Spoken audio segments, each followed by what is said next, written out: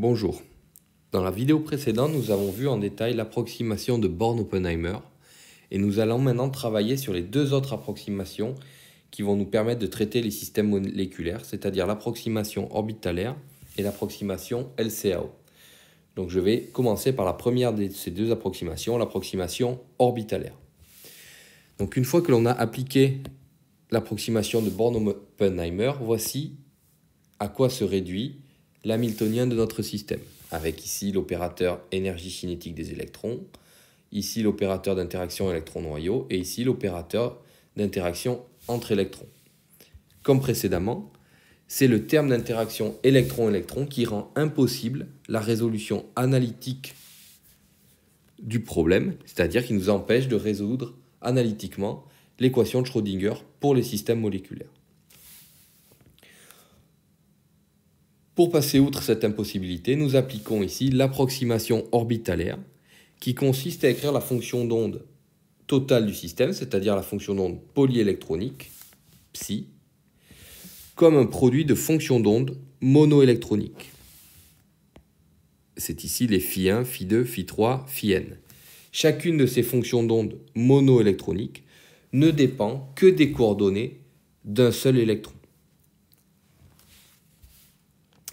Écrire cette égalité revient à écrire que l'hamiltonien du système s'écrit comme une somme d'hamiltoniens monoélectroniques. C'est-à-dire que l'hamiltonien total du système s'écrit comme une somme d'hamiltoniens, chacun ne s'appliquant qu'aux coordonnées d'un seul électron. Donc cela sous-entend que l'on peut séparer les variables, ce qui était intrinsèquement faux. D'accord, je le souligne bien ici. Nous verrons tout à l'heure quelle est la justification physique, comment on peut reformuler le problème pour pouvoir écrire l'hamiltonien total du système comme une somme d'hamiltoniens monoélectroniques. Cette approximation, l'approximation orbitalaire, est également appelée l'approximation des électrons indépendants, puisque dans cette approximation, chaque électron peut être décrit par une fonction d'onde monoélectronique qui lui est propre. Et donc chaque électron peut être traité indépendamment des autres électrons du système. Il faut bien noter ici que ces fonctions d'onde monoélectroniques, donc les phi ici, sont appelées les orbitales moléculaires, donc en parallèle de ce qui avait été fait pour les atomes hydrogénoïdes et pour les atomes polyélectroniques où les fonctions d'onde étaient appelées orbitales atomiques. Ici, dans le cas des molécules, ces fonctions d'onde monoélectroniques s'appellent des orbitales moléculaires. Et ce sont les vecteurs propres des opérateurs HI ici, c'est-à-dire des opérateurs hamiltoniens monoélectroniques.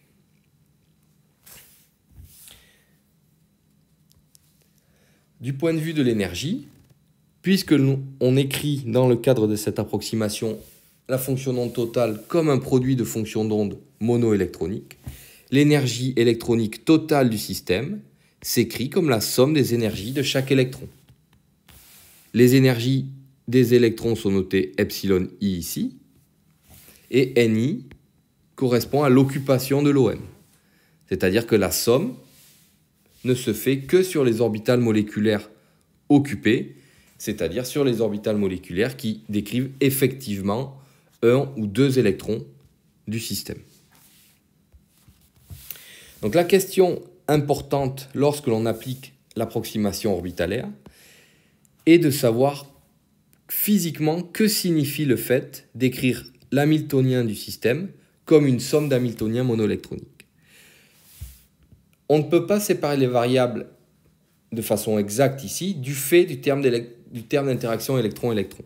Et donc, écrire cette égalité revient en réalité à écrire le terme d'interaction électron-électron, non pas en fonction des deux index IJ, mais simplement en fonction d'un index I. C'est-à-dire que le potentiel, chaque électron, I, va ressentir un potentiel VI qui ne dépend pas des J autres électrons. Par conséquent, lorsque l'on remplace dans l'hamiltonien la double somme sur les électrons par ce VI, on obtient l'hamiltonien suivant.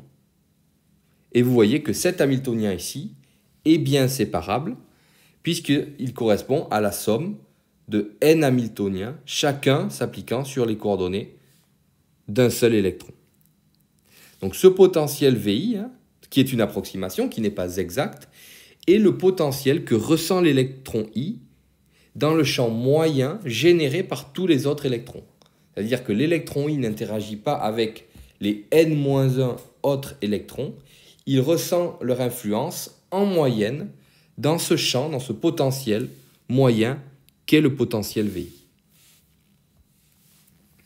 Donc chaque électron n'interagit pas avec les autres électrons, mais avec un potentiel moyen généré par ces autres électrons, d'où à nouveau le terme, l'expression d'approximation des électrons indépendants, puisque maintenant chaque électron n'interagit pas avec les autres électrons du système, mais avec ce potentiel moyen.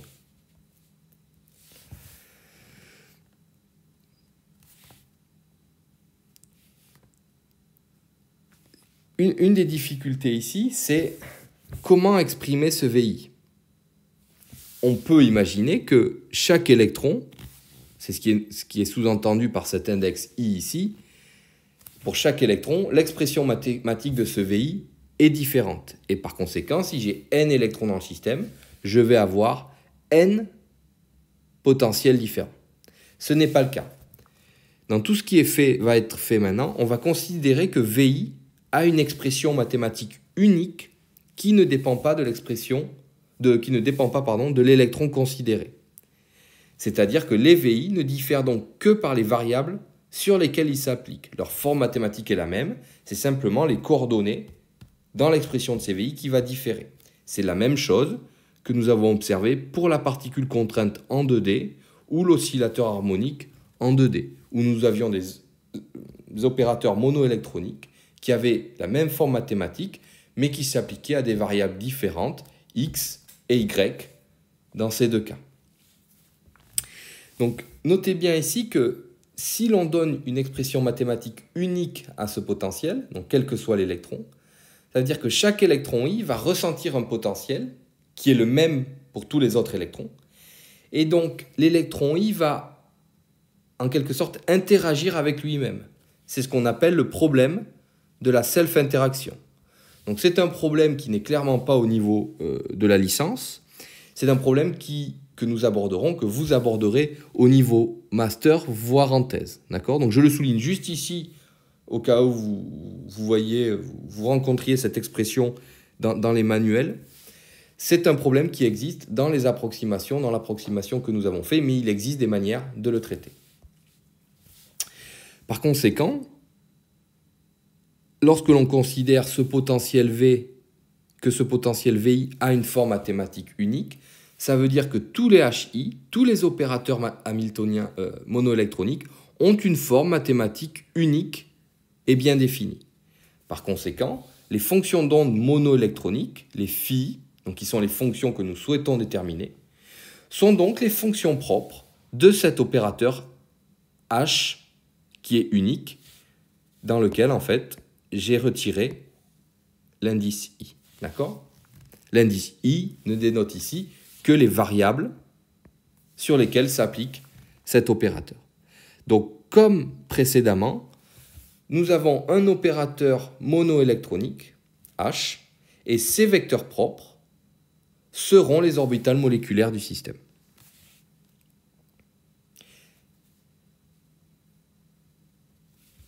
Petit point ici. Donc, une part très importante des développements de la chimie théorique depuis plusieurs dizaines d'années a consisté à réintroduire la corrélation électronique dans les calculs de structure électronique. La corrélation électronique, ici, c'est la part d'énergie qui provient de l'approximation orbitalaire. En faisant l'approximation orbitalaire, et donc en écrivant la fonction d'onde totale comme un produit de fonctions d'onde monoélectroniques, on néglige une partie de la physique du système, et cette physique que l'on néglige se retrouve dans ce que l'on appelle la corrélation électronique. Et donc, une grande part des méthodes de la chimie théorique, c'est de réintroduire ce que l'on a perdu en faisant l'approximation orbitalaire. Donc il existe diverses méthodes pour faire ça, qui sont regroupées sous le terme générique de méthode post-Hartree-Fock. J'en nomme certaines ici, le Full CI, le CAS-SCF, le Coupled Cluster ou le CAS-PT2. Il existe d'autres méthodes, d'accord, mais elles ont toutes le même but, c'est de réintroduire ce qu'on a perdu en faisant l'approximation orbitalaire. Nous arrivons maintenant à l'approximation LCAO que vous avez vu l'an dernier. Donc LCAO veut dire Linear Combination of Atomic Orbitals. Et l'objectif de cette approximation, c'est de fournir une approximation simple mais relativement précise des solutions de l'équation de Schrödinger monoélectronique. Comme nous venons de le voir précédemment, l'objectif maintenant est de trouver les vecteurs propres de cet opérateur monoélectronique H. Le problème que l'on a ici, c'est que ces fonctions, donc les phi, les orbitales moléculaires, n'ont pas d'expression simple. D'accord ?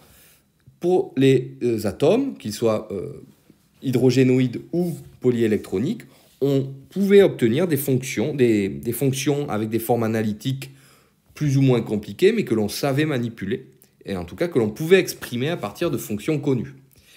Dans le cas des molécules, qui peuvent posséder plusieurs dizaines d'atomes, qui sont constitués de plusieurs dizaines d'atomes, on voit bien qu'il ne sera pas possible d'exprimer les fonctions d'onde monoélectroniques de ces systèmes de manière simple à partir de fonctions usuelles, les exponentielles, les logarithmes, des polynômes et ce genre de choses.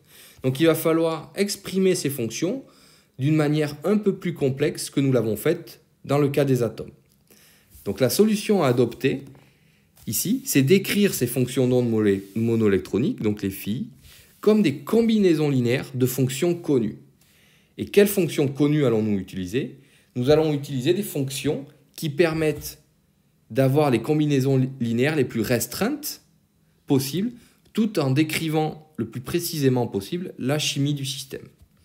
Et donc pour cela, on considère que dans une molécule, les atomes ne perdent pas complètement leur identité. C'est-à-dire que lorsqu'un électron est proche d'un atome A, de cette molécule, sa fonction d'onde, son comportement, va être similaire à une orbitale atomique de l'atome A. Et par conséquent, on va exprimer les phi, les orbitales moléculaires, comme une combinaison linéaire d'orbitales atomiques que l'on notera pour la suite qui... Par contre, voilà. On arrive donc à cette équation.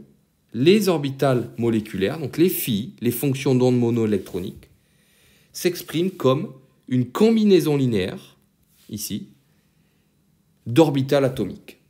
Donc les qui sont des fonctions, ce sont les orbitales atomiques, et les CIK ici, ce sont des coefficients, ce sont des scalaires. Et par conséquent, la seule inconnue que nous avons ici, ce sont ces coefficients. Lorsque l'on connaît ces coefficients, lorsque l'on détermine ces coefficients de la combinaison linéaire, on connaît l'expression des OA. Par conséquent, on connaît l'expression mathématique des orbitales moléculaires. Et en faisant le produit des orbitales moléculaires occupées, nous avons l'expression pour la fonction d'onde totale. Et donc, nous avons résolu l'équation de Schrödinger pour le système moléculaire en question. Donc la résolution de cette première équation ici, donc des équations monoélectroniques, nous allons voir, revient à résoudre un système de k équations